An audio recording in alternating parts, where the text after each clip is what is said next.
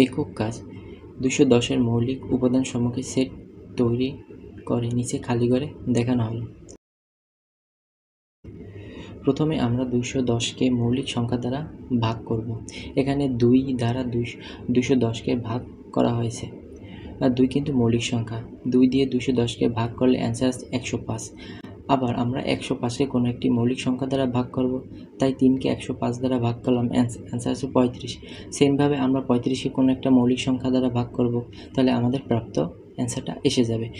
অর্থাৎ 210-এর মৌলিক উপাদান সমূহের সেট 2, 3, 5, 7। নিচে আরও একটি একক কাজ দেওয়া আছে যে এখানে x = 5, 7, 9, 11, 13 হলে নিচের ফাঁকা ঘরে বিলং টু অথবা ডাজ নট বিলং টু বসাও। তাই আমরা নিচে দেখতে পাচ্ছি যে এখানে 9কে আমরা এক সেটের মধ্যে দেখতে পাচ্ছি, তাই ফাঁকা ঘরে বিলং টু বসবে। আবার 10কে কিন্তু আমরা এক সেটের মধ্যে দেখতে পাচ্ছি না, তাই এখানে আমাদের ডাজ নট বিলংস টু বসবে। সেম 3কেও আমরা এক সেটের মধ্যে দেখতে পাচ্ছি না, এখানেও ডাজ নট বিলং টু বসবে। কিন্তু 13কে আমরা দেখতে পাচ্ছি, তাই এখানে শুধুমাত্র বিলংস টু বসবে। এই